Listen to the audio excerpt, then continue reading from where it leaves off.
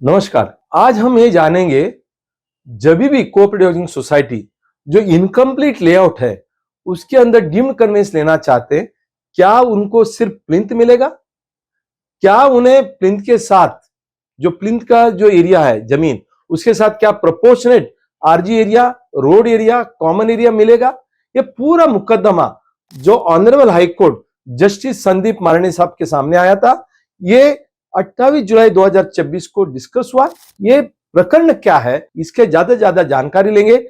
मेरे साथ ये वीडियो में बने रहिए ताकि जो हाउसिंग सोसाइटी का बिल्डिंग इनकम्प्लीट है, पूरा लेआउट इनकम्प्लीट है, उनके लिए बहुत ज्यादा फायदा होगा और जो सोसाइटी डीम्ड कन्वेंस लेना चाहते हैं उनके लिए भी फायदा होगा। मैं हूं सीए रमेश प्रभु, अध्यक्ष महाराष्ट्र सोसाइटी वेलफेयर एसोसिएशन और सीईओ विकसित मैनेजमेंट कंसल्टेंसी। हम आते हैं, ये प्रकरण है Kasturi garden cooperative housing society association limited versus state of Maharashtra.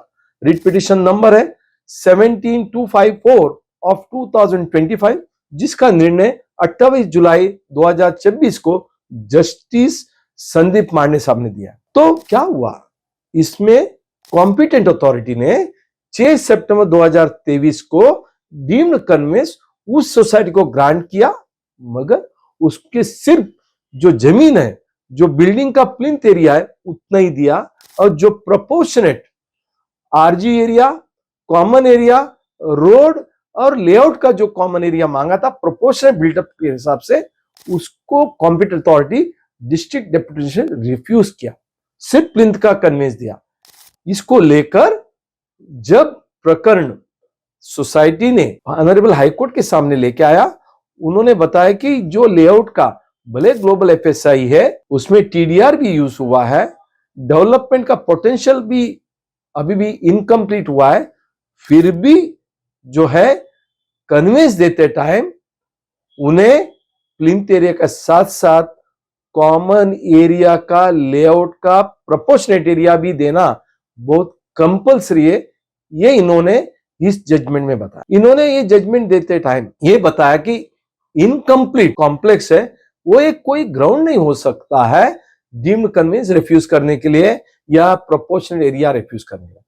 दूसरा, ऑनरेबल हाईकोर्ट ने यह भी बताया कि Upvan woodlands cooperative society limited versus Upvan developers में कोर्ट ने ऑलरेडी निर्णय लिया है, incomplete layout can not justify withholding the deemed conveyance और proportionate land area.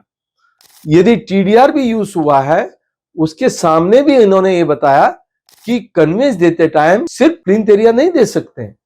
TDR use करने के बाद भी इन्होंने ये बताया कि Neelkanth mentions and infrastructure private limited versus competent authority, जिसके माध्यम से एक जजमेंट दिया था, उधर भी ये बताया गया कि बिल्टअप एरिया के हिसाब से लैंड का कॉमन एरिया देना बहुत जरूरी है।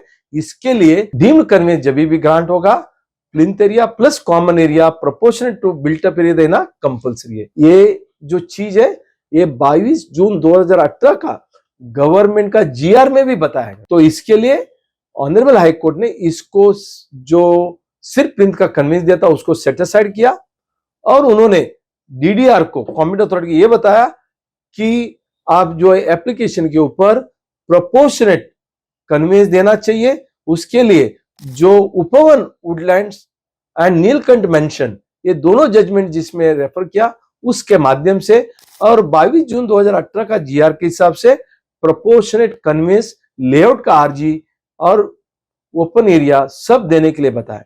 ये इसके लिए महत्वपूर्ण है क्योंकि कई बार हाउसिंग सोसाइटी को लगता है हमारा लेआउट कंप्लीट नहीं हुआ है, इसके लिए हमें डीम्ड कन्वेंस नहीं मिल सकता है, अभी मिलता है तो हमको सिर्फ बिल्डिंग का कन्वेंस मिलेगा या हमें प्लिंथ एरिया मिलेगा। इसके लिए वो कई बार डीम्ड कन्वेंस में नहीं जाते। आप बेशक जाइए और ज्यादा जानकारी चाहिए तो आप कमेंट में अपना कमेंट डाल सकते हैं। इस वीडियो को ज्यादा से ज्यादा लोगों को शेयर करिए, लाइक करिए और यदि ज्यादा जानकारी पर्सनली आप जानना चाहते हो, हमारा अपॉइंटमेंट ऑफिस में ले सकते हैं 022-4255-1414, 022-4255-1425 या मेरा पर्सनल ईमेल में आप मैसेज भी कर सकते हो rsprabhu13@gmail.com। यदि मोबाइल में भी व्हाट्सएप में आप मैसेज कर सकते हो 9820106766। थैंक यू वेरी मच, और इस वीडियो को ज्यादा से ज्यादा लोगों को शेयर करें। धन्यवाद।